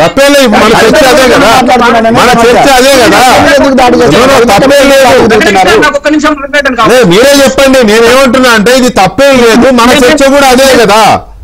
నేను అదే చెప్తా ఉన్నా. కవిత గారు ఉద్యమ సమయంలో కవిత మీద వచ్చిన ఆరోపణలు మిగతా ఏ నాయకుడి మీద రాలేదండి. మాట్లాడలేదు కదా అప్పుడు మహేశ్వర్ రెడ్డి గారు మాట్లాడలేదు కదా ఆ ఆరోపణలన్నీ అప్పుడు మహేశ్వర్ రెడ్డి గారు మాట్లాడలేదు కదా. తప్పని ప్రసాద్ మాట్లాడి ఉండవచ్చు, లేదా కిషన్ రెడ్డి మాట్లాడవచ్చు, బండి సంజయ్ మాట్లాడి ఉండవచ్చు. కానీ అప్పుడు మహేశ్వర్ రెడ్డి అప్పుడు మాట్లాడలేదు కదా. Maheshwar Reddy party floor leader కూడా మాట్లాడతారు. అదేనండి, పార్టీ ఫ్లోర్ లీడర్ గానే ఉన్నారు. కానీ ఆయన ఒక్కడు మాత్రం మిగతా 8 మంది ఎమ్మెల్యేల్లో ఆయన ఒక్కడు మాత్రం బీఆర్ఎస్ ఛాన్స్ లో ఉన్నాడు అనే ఒక చర్చ ఉంది. సరే, ఓకే, అది మీరు చూసుకోండి. ఇక మనం రెండో విషయానికి మనం ఎందుకంటే ఒక వ్యక్తి గురించి ఇంతసేపు మనం చర్చ అవసరం లేదు. కానీ రెండో విషయం ఏంటంటే, ఒక్క నిమిషం ప్రసాద్ గారు, ఇంకా ఐ వాంటెడ్ టు ఎక్స్పోజ్ నేను ఆయన ఎక్స్పోజ్ చేయదలుచుకున్నా, చేసా, మీరు సమర్థించుకున్నారు, right. Public will decide, party will decide. Prasad గారు అక్కడితో ఆపేద్దాం విషయాన్ని. రెండో విషయంలోకి వెళ్తే, దయచేసి మీరు నాకు కోఆపరేట్ చేయాలా,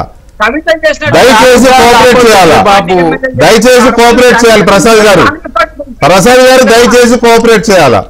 ప్రజల తరఫున ప్రభుత్వాన్ని నిలదీయడంలో తప్పులేదు, కానీ ప్రతిపక్షం మీద ప్రతిపక్షమే మాట్లాడుకోవడం, అది కూడా ఒక చిన్న ప్రతిపక్షం, ఇంకా పార్టీ కూడా కాలేదు, అందువల్ల వస్తుంది. దయచేసి అది అక్కడితో ఆపుదాం. రెండో టాపిక్ ఏంటంటే చెరువుల కబ్జా, భూముల కబ్జా. 9 సంవత్సరాల బీఆర్ఎస్ పాలనలో అవినీతి, అక్రమాలు, కబ్జాలు, ఆక్రమణలు, చెరువులు ఇవన్నీ ఆమె బయటపెడతా ఉంది. ఆమె బయటపెడతా ఉంటుంటే వీళ్ళు ఉండగా నీ భర్త అక్కడ చేయలేదా, నువ్వు ఇక్కడ చేయలేదా, నేనేమంటున్నా అంటే మొత్తం మీరే బయటపెడుతున్నారు. 9 ఏళ్లలో జరిగింది ఏమైనా ఉంది అంటే ఆక్రమణలు, కబ్జాలే జరిగాయని మీరే బయటపెడుతున్నారు. వేరే ఏ పార్టీ, ఇంకే మీడియా బయటపెట్టడంలా. సో మాధవరం కృష్ణారావుకు సంబంధించి ఒక ఎగ్జాంపుల్గా ఆమె బయటపెట్టారు. ఇంకా చాలా కబ్జాల చిట్టా నా దగ్గర ఉందని కూడా చెప్పారు. కవిత ఇవాళ పెట్టిన ప్రెస్ కాన్ఫరెన్స్లో రెండవ పాయింట్గా కేసీఆర్ గారి జమానాలో, ఆ 9 ఏళ్ల పాలనలో ఆక్రమణలు, కబ్జాల గురించి చాలా డీటెయిల్గా మాట్లాడారు.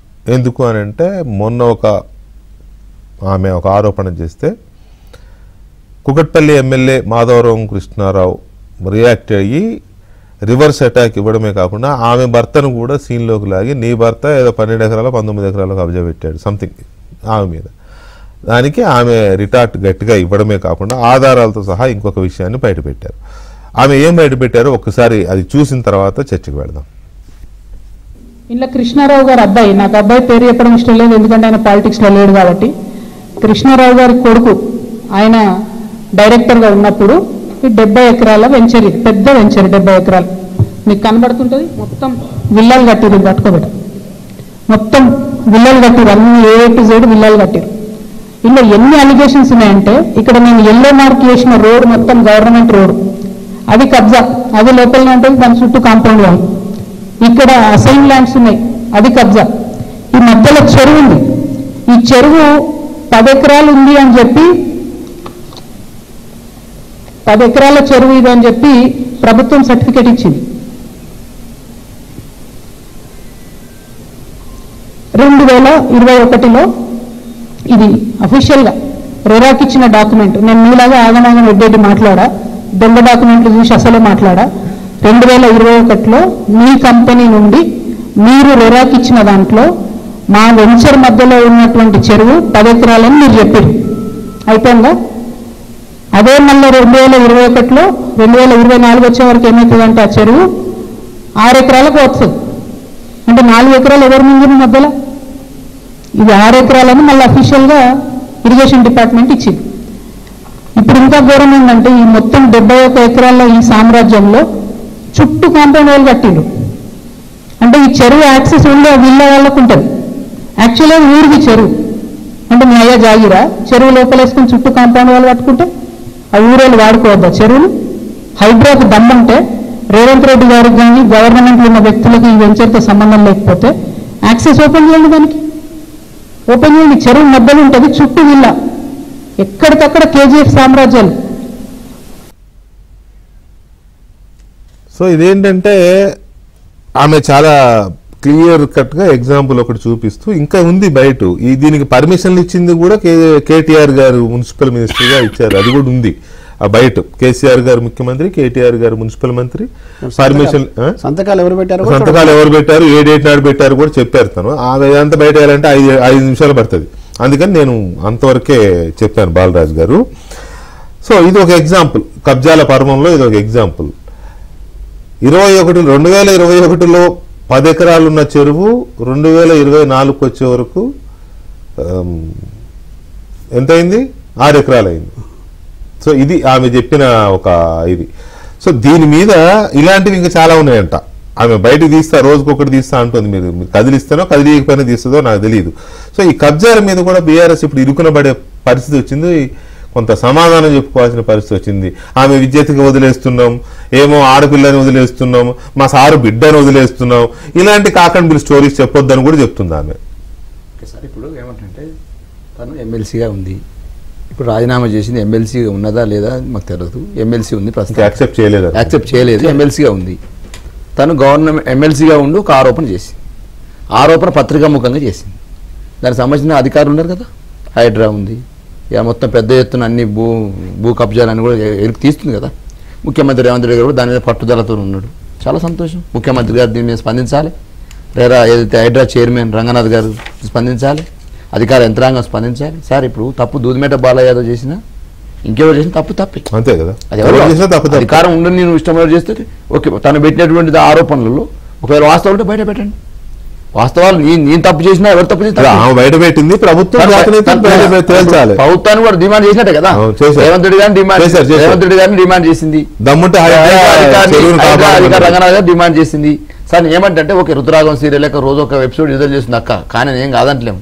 కానీ తెలంగాణ ఉద్యమం ఒకవైపు, తెలంగాణ ఉద్యమంలో భాగస్వామ్యమైన పక్షాలు రెండో వైపు, కేసీఆర్ నాయకత్వంలో బీఆర్ఎస్ పార్టీగా ఉద్యమం చేసింది ఒకవైపు, అదేవిధంగా తను జాగృతిగా తను కేసీఆర్ బిడ్డగా చేసిన ఉద్యమం ఒకవైపు, అదేవిధంగా ఈ ఆరోపణలు అనేవి ఒక కన్స్ట్రక్టివ్గా ఏమంటే ఆరోపణ మస్తు మంది చేస్తారు సార్. నేను ఏమంటే తనకు గౌరవం ఉంది, ఆడపడుచు, ఉద్యమం చేసింది, నువ్వు పార్టీ పెట్టాలనుకుంటున్నావు, పార్టీ పెట్టి పార్టీ ఎస్టాబ్లిష్ చేసే ఆరోపణలు.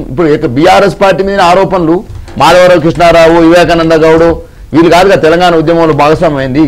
కేసీఆర్ లాంటి మహానాయకుడిని వ్యక్తిత్వాన్ని పట్టుకుని, కేటీఆర్ని పట్టుకుని, హరీష్ రావు పట్టుకుని, నిరంజన్ రెడ్డిని పట్టుకుని, ఆ జగదీష్ రెడ్డిని పట్టుకుని, ఇంకోళ్ళు పట్టుకుని మాట్లాడుతున్నప్పుడు నువ్వు ఇచ్చే సజెషన్స్ బీఆర్ఎస్ పార్టీకి ఏ ఉపయోగ ఇప్పుడు బీఆర్ఎస్ పార్టీలో ఉన్నప్పుడు నీ సజెషన్ తీసుకుంటావు. ఇలా బీఆర్ఎస్ పార్టీలో కవిత గారు లేరు, బీఆర్ఎస్ పార్టీ నుంచి బయటికి వెళ్ళబడ్డారు.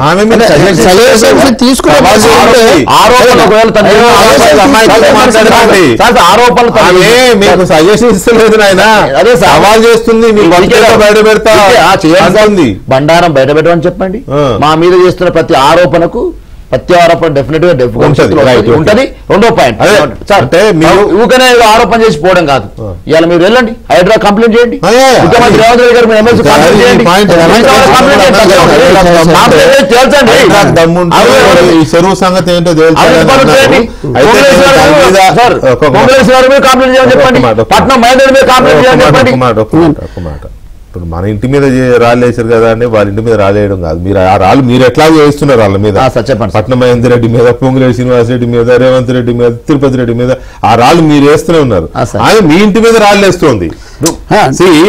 ఆమె మీ ఇంటి మీద రాళ్ళు వేస్తున్నప్పుడు దానికి మీరు సమాధానం చెప్పుకోవాలి. ఒకటి. రెండోది, హైడ్రాకి సవాల్ చేసింది ఆమె. నేను హైడ్రా కమిషనర్ రంగనాథ్ గారి కోసం ట్రై చేస్తుంటే ఆయన ఫోన్ అటెండ్ చేయడం లేదు. మా వాళ్ళు ట్రై చేస్తున్నారు, చేస్తే మాట్లాడదాం. అయితే ఇక్కడ నేను అనేది ఏంటంటే ఇస్మాయిల్ గారు, ఇప్పుడు డెఫినెట్ గా హైడ్రా రంగంలోకి దిగాలి.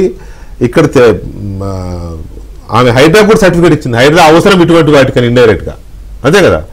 చెరువుల పునరుద్ధరణకి హైడ్రా అవసరమని రేవంత్ రెడ్డి ఏదైతే అనుకుంటున్నారో ఆమె ఇండైరెక్ట్ గా హైడ్రా కూడా ఆమె వెల్కమ్ చెప్పినట్టే. అది పక్కన పెడదాం కొద్దిసేపు.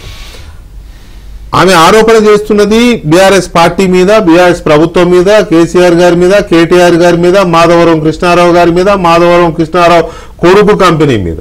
సమాధానం చెప్పవలసింది కేసీఆర్ గారు, కేటీఆర్ గారు, మాధవరం కృష్ణారావు గారు, కృష్ణారావు గారు కొడుకు కంపెనీ.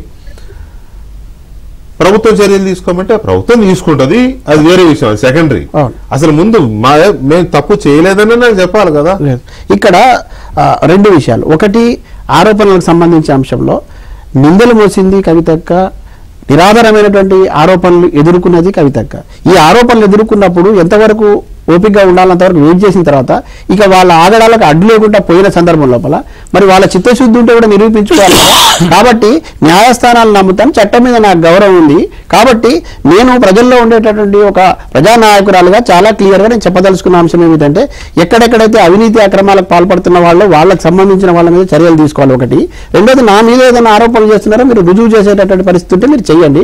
ఊరికే ఆరోపణలు చేస్తామనే పద్ధతిలో కూర్చుంటే చూస్తూ ఊరుకోరనే విషయాన్ని చాలా స్పష్టంగా వాళ్ళు చెప్పడం జరిగింది. రెండో అంశం ఏమిటంటే ఇవాళ మీరు ఒక మాట చెప్పినారు, ఎవరైతే మాట్లాడుతూ ఉన్నారో ఎవరైతే మాట్లాడిస్తున్నారో ఆ మాట్లాడించిన వాళ్ళు నేను ఇట్లానే మాట్లాడిస్తా, ఆ మాట్లాడే వాళ్ళు అట్లానే మాట్లాడతారు, కానీ మీరు మాత్రం అన్ని మోసుకుంటూ కూర్చోవాలనే పద్ధతిలో ఇవాళ మా పైన ఒక రకమైనటువంటి దాడి జరుగుతూ ఉన్నది. కవితక్క వ్యక్తిత్వ హరణానికి సంబంధించి కానీ ఆమె రాజకీయ జీవితమే తెరిచిన పుస్తకం. చాలా మంది ఇవాళ కొంతమంది మాట్లాడుతున్నారు ఆ ఉద్యమ సమయంలో కూడా ఆమె ఏదో అట్లా చేసింది ఇట్లా చేసింది.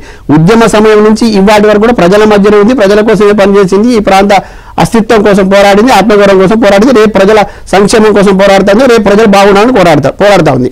ప్రభుత్వాన్ని కూడా సూటిగా ఈ సందర్భంగా చెప్పదలుచుకున్నా, ఎవరైతే ఆరోపణలు ఎదుర్కొంటున్న వాళ్ళు ఉన్నారో ఆ ఆరోపణలు ఎదుర్కొంటున్న వాళ్ళకి సంబంధించి ఫిర్యాదులు వస్తున్నాయో ఆ ఫిర్యాదులను పరిశీలించి చర్యలు తీసుకోవడంలో ప్రభుత్వం కూడా వెనకడుగు వేయదు. ఇక్కడ మా ఆరోపణ, మా బాధ ఏంటంటే, మా ఆందోళన ఏమిటంటే ప్రజలందరూ మూకుమ్మడిగా వచ్చి ఇదిగో మాకు ప్రజాప్రతినిధులను గెలిపిస్తే ఈయన మమ్మల్ని పరిపాలన చేయకుండా మా ఆస్తులు లాక్కుంటున్నాడు, మా సంక్షేమం పట్టకుంటున్నాడు, ఆయన కోట్లకు పడగలుగుతున్నాడు, వాళ్ళ కొడుకుని రంగంలో దించినాడు, కంపెనీలన్నింటిలో అక్రమాస్తులకు పాల్పడుతున్నారు, కబ్జాలకు పాల్పడుతున్నాడు, చెరువులు మింగినాడు, నాలాలు మింగినాడు అని చెప్పి ప్రజలు చెప్తే ఆ ప్రజల్లో ఉన్న నాయకురాలుగా ఈమె ప్రజల తరపు నుంచి మాట్లాడే ప్రయత్నం చేస్తే వ్యక్తిగత ఆరోపణలు చేసి ఇంట్లో కూర్చొని ఎదుర్కోకుండా ఉంటే ఇవాళ మీరే చెప్పండి. ఇంకొక మాట అన్నారు, ఆ కృష్ణారావు చాలా చిన్నవాడు, ఆయన స్థాయికి నేను మాట్లాడకూడదు, కానీ ఆయన వెనుక గుంటనక్క ఉంది, ఆ సంగతి చెప్తాను, ఆ గుంటనక్క సంగతి కూడా తేలుస్తానన్నారు. గుంటనక్క ఎవరు? గుంటనక్క ఎవరో ఆ గుంటనక్కకు తెలుసు, ఇక్కడ ఉన్నటువంటి నాయకులందరూ తెలుసు, తర్వాత ప్రజలకు బాగా తెలుసు ఆ గుంటనక్క ఎవరు ఆడిపిస్తున్నారు, ఎవరు ఆడుతున్నారు. ఇప్పుడు తెలిసిన పుస్తకమే, తెరిచిన పుస్తకమే,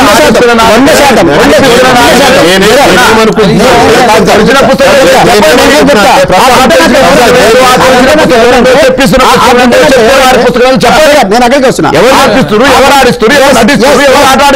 మనం చాలా స్పష్టంగా మాట్లాడుకోవాలి. గుంటనక్క ఎవరు అంటే ఏ పార్టీలోనైతే ప్రజాప్రతినిధులు ఉన్నారో, ఏ పార్టీలోనైతే నాయకులు ఉన్నారో ఆ నాయకుల మీద వస్తున్న ఆరోపణలకు ఆ పార్టీ వాళ్ళు మాట్లాడకుండా వేరే పార్టీ వాళ్ళతో మాట్లాడించే ప్రయత్నం చేస్తున్నవాడు గుంటనక్క. ఎవరైతే ఈ రాష్ట్రంలో 10 ఏళ్ల పాటు అధికారంలో ఉండి ప్రజలకు ఇచ్చిన వాగ్దానాలు విస్మరించి ప్రజలు కొట్లాడి తెచ్చుకున్న తెలంగాణలో వీళ్ళ సొత్తు అయినట్టు బయట నుంచి వచ్చి పెత్తనం చెలాయించి బయట నుంచి వచ్చి మంత్రులుగా ఉండి బయట నుంచి వచ్చి ఒక రక్తం చుట్ట రాల్చకుండా ఒక చెవిడ చుక్క రాల్చకుండా వచ్చి అధికారాలు మాత్రం అనుభవించి ఇవాళ ఆత్మగౌరవం కోసం కొట్లాడుతున్న వాళ్ళ మీద గుడ్డగాల్సి మీదేసే ప్రయత్నం చేస్తా ఉంటే చూస్తూ ఊరుకున్నవాడు ఉంటదక్క. ఒక పార్టీ ఉంది అంటే, ఒక రాజకీయ పార్టీ ఉంది అంటే ఆ రాజకీయ పార్టీలో ఉన్న కార్యకర్తలు అంటే పోనీ లోకల్ గా లీడర్స్ ఉంటారు, కానీ లీడర్స్ కి, పార్టీ లీడర్స్ అందరికీ పార్టీ అధ్యక్షుడే బాస్. ఆయన ఇచ్చిన సందేశాలు, ఆయన ఇచ్చిన ఆదేశాలు, ఆయన మార్గనిర్దేశకత్వంలోనే పార్టీ లీడర్స్ నడుస్తారు.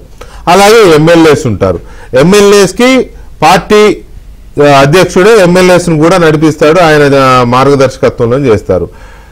ఇప్పుడు పార్టీ ప్రెసిడెంట్, వర్కింగ్ ప్రెసిడెంట్ గా కేటీఆర్ గారు, ప్రెసిడెంట్ కేసీఆర్ గారు, వీళ్ళిద్దరే కదా. కేసీఆర్ గారు కొంచెం హెల్త్ బాగాలేక ఆయన ఏదో ఫామ్ హౌస్ లో ఉన్నారు, ఆయన కూడా మానిటర్ చేస్తారు. ఆయనకు 1000 కళ్ళు, ఒంటి నిండా కళ్ళే, ఆయన మానిటర్ చేస్తూనే ఉంటాడు. ఒకవేళ ఏదన్నా కొన్ని రెగ్యులర్ బాధ్యతలు చూడలేక చెబితే వర్కింగ్ ప్రెసిడెంట్ చూస్తాడు. ఇప్పుడు మరి మాధవరావు కృష్ణారావు అనుకున్న గుంటనక్క సంగతి చెప్తా అని ఆమె అంటే అది ప్రజలు ఏమనుకోవాలా? కేసీఆర్ గారిని అనుకోవాలా, కేటీఆర్ గారిని అనుకోవాలా? అంటే ఆమె స్పష్టంగా ఆరోపణలు చేస్తుంది కదా వెంకటకృష్ణ గారు. ఆమె కేటీఆర్ మీద, కేసీఆర్ మీద కంటే హరీష్ రావు గారి మీద నేరుగానే ఆరోపణలు. ఇవాళ ఎక్కడ హరీష్ రావు గారి పేరు తీయలేదు ఆమె. ఈ రోజు తీయకున్నా కూడా, ఈ రోజు హరీష్ రావు గారి పేరు తీయకున్నా ఆమె నేరుగా ఆరోపణలు చేస్తున్నది హరీష్ రావు గారి మీద. అతి ఎక్కువ ఆరోపణలు చేస్తున్న హరీష్ రావు మీద.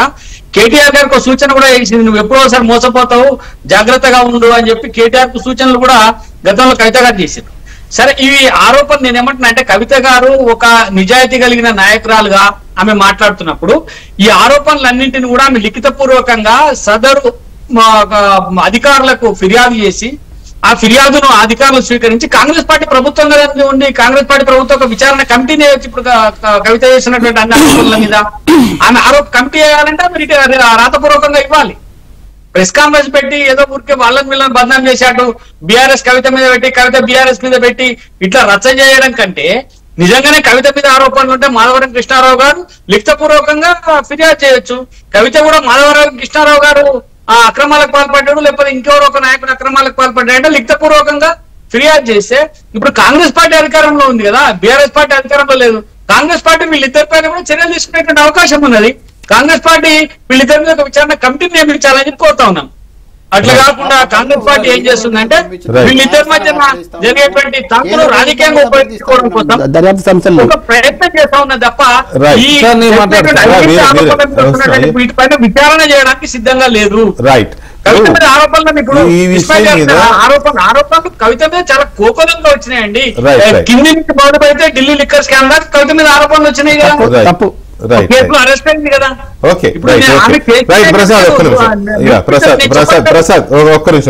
నేను ఇప్పుడు ఆరోపణలు మాత్రమే చెప్తా ఉన్నా.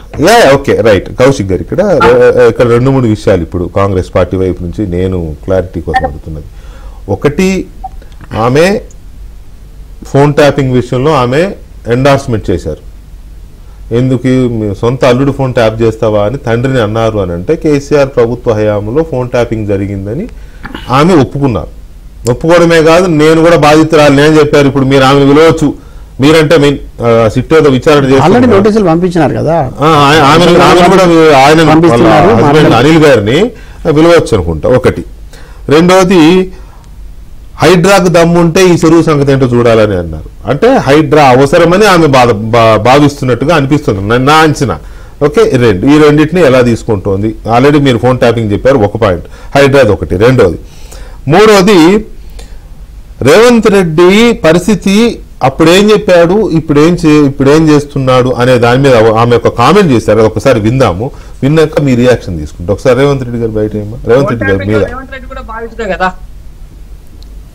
వాళ్ళు ఎవరైతే ప్రైవేట్ వ్యక్తులకు ఇచ్చిరో మళ్ళీ అదే కంపెనీలతో వీళ్ళు అండర్స్టాండింగ్ పెట్టుకుంటారు, వాళ్ళతో మాట్లాడతారు. రేవంత్ రెడ్డి గారి పరిస్థితి ఇప్పుడు ఎట్లుందంటే అప్పుడే కప్పం తిన్న పాము ఎట్లుంటది, కడుపు నిండింది, నేను సీఎం అయినా, అవినీతి అయితే నాకేంది, రాష్ట్రం ఎటుపోతే నాకేంది, వాగ్దానాలు ఎటుపోతే నాకేంది అని చెప్పి ఆయన సైలెంట్గా ఉన్నాడు. ఆయనకి ఈ బీఆర్ఎస్ పార్టీలో జరిగినటువంటి వ్యాపార లావాదేవీలకి అవుట్ రైట్గా సంబంధం ఉంది కాబట్టి వాళ్ళు సైలెంట్గా ఉన్నారు. So let time decide. ఎప్పుడన్నా ఎవరైనా ఎంక్వైరీ చేస్తే డిసైడ్ అయితే చూద్దాం. ఏమీ కాకపోతే నాకెప్పుడో ఒకసారి టైం వస్తుంది, దేవుడు బాగుంటే నేను ముఖ్యమంత్రి అవుతా కదా ఒకనాడు. ఆనాడు మాత్రం 2014 నుండి 2014 తెలంగాణ వచ్చినప్పటి నుండి ఇప్పటి వరకు అన్ని అన్యాయాల మీద నేను మాత్రం ఆరాధిస్తాను. ఎందుకంటే ఎవరు వచ్చి బయటకు వచ్చి మాట్లాడినా వాళ్ళని దబాయించాలి, వాళ్ళ మీద ఒక కేసు వేయాలి, వాళ్ళ మీద అనాలి, బురద చల్లాలి అని అంటే కుదరదు. నేను అట్లా ఊరుకునే వ్యక్తిని కాదు. సో ఈ ఆరోపణకు ముందు వెనుక ఎక్స్టెన్షన్ లో ఇది కూడా ఉంది. ఏంటంటే రేవంత్ రెడ్డి ముఖ్యమంత్రి కాకముందు అధికారంలోకి వచ్చిన కట్ చేస్తా, ఇది చేస్తా, అవినీతి బయట పెడతా, మీ సంగతి చూస్తా అన్నాడు.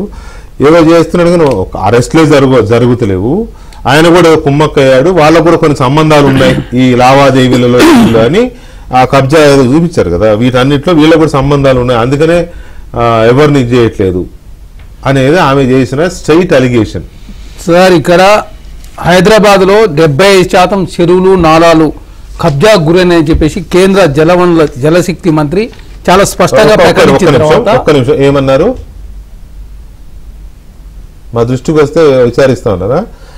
హైడ్రా కమిషనర్ రంగనాథ్ గారు కాల్ బ్యాక్ చేశారు మా పీసీఆర్కి, చేసి ఇది మా దృష్టికి రాగానే దీని మీద విచారణ చేస్తాము, డెఫినెట్గా అవసరమైన చర్యలు తీసుకుంటామని రంగనాథ్ గారు చెప్పారు. అది మేము ఐటమ్ లాగా కూడా ఇస్తాము. అయితే ఆయన ఫోన్ మాట్లాడడానికి ఎక్కడో బిజీగా ఉన్నాను, మాట్లాడలేను, బట్ నా నోటీస్ రాగానే తీసుకుంటామని చెప్పారు. స్పందించారు హైడ్రా కమిషనర్ రంగనాథ్ గారు స్పందించారు. అది కింద మేము ఇప్పుడు బ్రేకింగ్ లో కూడా మీరు చూడొచ్చు కాసేపట్లో. సార్, బీఆర్ఎస్ ప్రభుత్వం ఆయనలో 75% హైదరాబాద్ చెరువులు నాలాలు కబ్జా గురని చెప్పేసి కేంద్ర జలశక్తి మంత్రి చాలా స్పష్టంగా ప్రకటించిన తర్వాతనే తెలంగాణ రాష్ట్రంలో 42 చెరువులు బీఆర్ఎస్ ప్రభుత్వం ఆయనలో హైదరాబాద్ లో మాయమైనాయి. 120 ఏళ్ళు సగానికి కబ్జా గురైన పరిస్థితిని గమనించిన తర్వాత హైడ్రాన్ తీసుకొచ్చి హైదరాబాద్ లో 5 ఎకరాల ప్రభుత్వం 500 ఎకరాల ప్రభుత్వ భూమిని హైడ్రా రక్షించింది. దాదాపు 360 తొలగించింది. అదే చెప్తున్నా సార్. ఆమె చెప్పినట్టే మీరు ఆరోపణలు కాదు సార్. ఇప్పుడు ఆమె చెప్పిన ఈ చెరువు ఈ 10 ఎకరాలు కబ్జా చేశారు, 70 ఇల్లాలు కట్టారు చెప్పారు కదా ఆమె 70 ఎకరాల్లో. ఇది ఆమె చెప్పేదాకా ప్రభుత్వానికి తెలియదా సార్? ఇక్కడ 10 ఎకరాల చెరువు మాయమైందనే విషయం ప్రభుత్వానికి తెలియదా? ఇవన్నీ ఒక గూటి పక్షులే కాబట్టి తను సంబంధించి చెప్పింది 6 ఎకరాలు బీఆర్ఎస్ ప్రభుత్వం 6 ఎకరాలు మిగిలిందనే చెప్తున్నారు. తీసుకున్నారు అయిపోయిన తర్వాత ఇప్పుడు ప్రభుత్వం. సో నేను అంటున్నది ప్రభుత్వం ఎందుకు ఇప్పటి వరకు దాని జోలికి పోలేదు అని. ఆ కంపెనీ ప్రణీత్ అండ్ ప్రణవ్ కంపెనీలో మీకేమో మీకంటే నీకు కాదు, ప్రభుత్వంలో పెద్దలకి ఎవరికైనా సంబంధం ఉందా సార్ ఇప్పుడు అనేది అడుగుతున్నది. ఒకప్పుడు గూటి పక్షులే కదా, ఒక గూటి పక్షులనే ఉన్నాయి. టీఆర్ఎస్ ప్రభుత్వంలో డైనింగ్ టేబుల్ మీద కూర్చొని ప్రగతి భవన్ లో కూర్చొని వీళ్ళు అరెస్ట్ చేయండి వాళ్ళు అరెస్ట్ చేసే ఉద్దేశం కాంగ్రెస్ ప్రభుత్వం లేదు. ఫోన్ ట్యాపింగ్ వ్యవహారంలో ఆల్రెడీ సిట్ విచారణ జరుగుతూ ఉంది, మీరు చూస్తూ ఉన్నారు. కార్ రేసింగ్ వ్యవహారంలో ఆల్రెడీ విచారణ జరుగుతూ ఉంది. కాళేశ్వరం సంబంధించి సిబిఐకి ఇచ్చిన ఇంతవరకు ఎఫ్ఐఆర్ కూడా 24 గంటలు ఎఫ్ఐఆర్ నమోదు చేస్తామని చెప్పిన భారతీయ జనతా పార్టీ ఇప్పటివరకు ఎఫ్ఐఆర్ నమోదు చేయలేదు. రామచంద్రరావు గారు స్పందిస్తారు. ఇప్పుడు రామచంద్రరావు గారు స్పందించాలి కదా. వాళ్ళ బోర్డు రెడ్డి హరీష్ రావు గారి మైకలు ఉన్నాయని చెప్పేసి కల్వకుంట్ల కవిత గారు మాట అంతే కాకు అదే మూసిని పునరుజ్జింపజేస్తా ఉంటే కిషన్ రెడ్డి గారు పోయి చాదగర్లో నైట్ నిద్ర చేశారు. మరి ఇప్పుడు కిషన్ రెడ్డి గారు స్పందించారు కదా.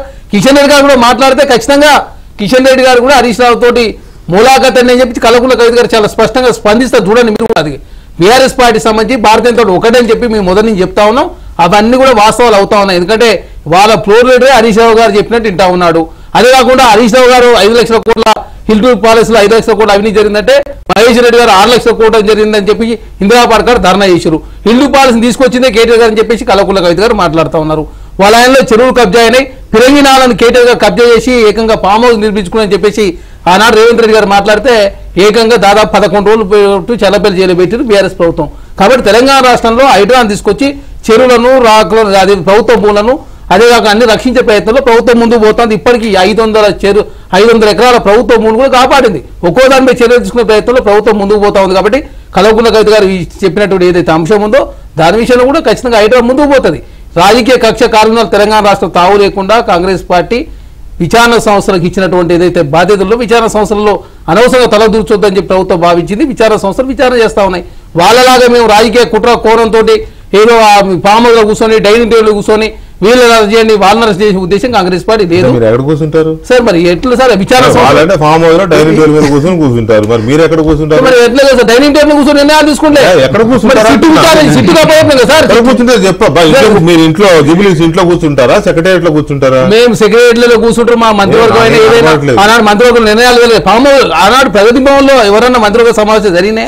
ఆయన కూర్చోలేదు కానీ కదా ప్రజలు మిమ్మల్ని మీరు కూడా ఇల్లు కదలలేదంటే మరి సార్ ప్రజా ప్రభుత్వంలో చట్టం తన పని తాను చేసుకునే ప్రయత్నంలో ముందు ఎక్కడ కూడా రాజకీయ కుట్రకు తావులేదు.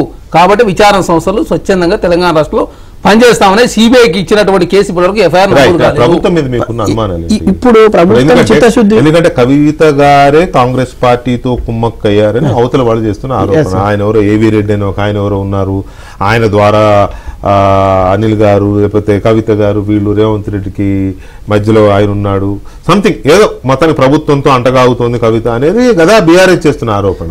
మీరు ప్రభుత్వాన్ని దమ్ము ఉంటే రేవంత్ రెడ్డికే సంబంధాలు ఉన్నాయి, మాధవరం కృష్ణారావు కొడుకు కంపెనీలతో రేవంత్ రెడ్డి కంటే ప్రభుత్వ పెద్దలకు. నేను ఇప్పుడు అక్కడికే వస్తాను. నిజంగానే రేవంత్ రెడ్డి గారికి కానీ ఈ ప్రభుత్వానికి కానీ ఈ అవినీతి తిమింగళాలతో సంబంధం లేకపోతే అధికారం మీ చేతిలో ఉంది. 2 ఏళ్ళు అయింది మీరు అధికారంలోకి వచ్చి. 10 ఏళ్ల క్రితం జరిగినటువంటి అవినీతిని మీరు తూర్పారబట్టినారు. ప్రజలకు ఈ ప్రజాక్షేత్రంలో వీళ్ళకి శిక్షిస్తాం మేము ప్రభుత్వం ఇస్తామని చెప్పినారు. ఇవాళ 2 ఏళ్ళు అయింది.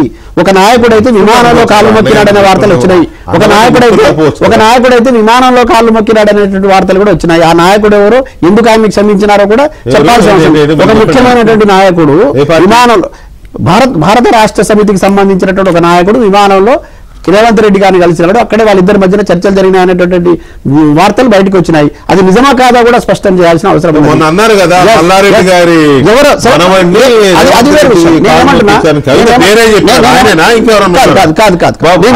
నేను చెప్తున్నా ఆయన కాదు, ఆయన బహిరంగం కనపడింది. ఇంకో వాళ్ళిద్దరే చెప్పాలా, కలిసిన ఆయన కలుసుకున్నా అని చెప్పాలా. నేనేమంటున్నా అంటే నేను మళ్ళీ చెప్తున్నా, ఈ ప్రభుత్వం మీద గురుతరమైన బాధ్యత ఉన్నది. ప్రజాధనం దుర్వినియోగం కూడా చూడాలి, అవినీతి జరగకుండా చూడాలి, అక్రమాలు పాల్పడుతున్న వాళ్ళ మీద చర్యలు ఉండాలి, కేసులు పెడతామని ఋతురాగాలని ఆయన మా మీద సీరియల్ అన్నాడు. కానీ నిజంగా సీరియల్ ఎవరు నడుపుతున్నారంటే కాంగ్రెస్ పార్టీనే సాగతీత సీరియల్ నడుపుతా ఉన్నది. మీకు నిజంగానే చిత్తశుద్ధి ఉంటే, ప్రజలకు ఇచ్చిన మాట నిలబెట్టాలనేటటువంటి సంకల్పం మీకు బలంగా ఉంటే కనుక ఇప్పటికైనా కవితక్క ఇచ్చినటువంటి ఫిర్యాదులు తీసుకొని దాని మీద చర్యలు చేపట్టండి. ప్రజలు ఇచ్చే ఫిర్యాదులు కూడా మీరు స్వీకరించండి. న్యాయాన్ని చట్టాన్ని గౌరవించేటటువంటి బాధ్యత మీకున్నది, దాన్ని కాపాడాల్సిన బాధ్యత మీ మీద ఉన్నది. కానీ ఇవాళ మళ్ళీ కాంగ్రెస్ పార్టీలో కొంతమంది నాయకులు మాట్లాడతారు, బీజేపీతో సంబంధాలు ఉన్నాయని ఒకరు మాట్లాడతారు, బీఆర్ఎస్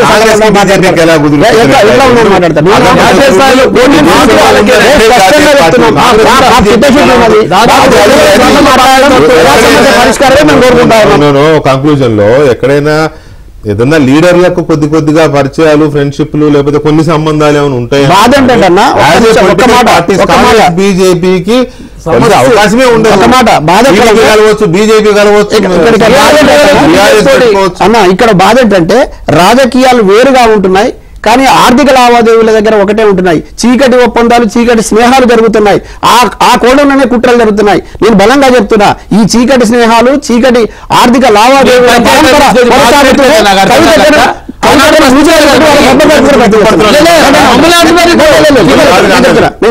అన్నది పొలిటికల్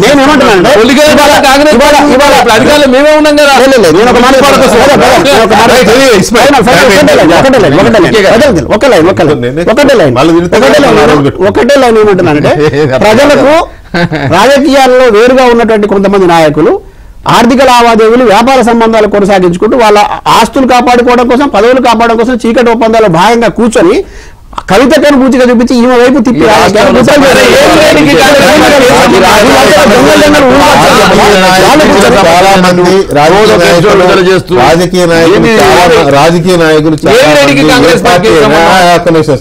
రాజకీయ నాయకులు చాలా మంది ఏ పార్టీలో ఉన్నా వాళ్ళకుండే ఆర్థిక సంబంధాలు పార్టీలకు అతీతంగా నడిపిస్తారు. ఇది జగమెరిగిన సత్యం, జనమెరిగిన సత్యం, ప్రజలకు తెలుసు ఆ విషయం. ఈ నాయకులు ఎవరు శుద్ధపూసలు కాదు. వాళ్ళు ఏ పార్టీ అధికారంలో ఉంటే ఆ పార్టీలో అధికారంలో లేకపోయినా వాళ్ళతో సంబంధాలు పెట్టుకుంటారు. ఇది జనానికి తెలుసు. వాళ్ళ బతుకులలో సాగిపోతున్నాయి, వాళ్ళదే రాజ్యం నడుస్తోంది. ఎప్పుడో పాపాలు ఇప్పుడు పగులుతున్నాయి కదా, సొంత కూతురే పగలు కొడుతుంది కదా, అట్లాగే పాపాలు పగులుతా ఉంటాయి పుట్టలు.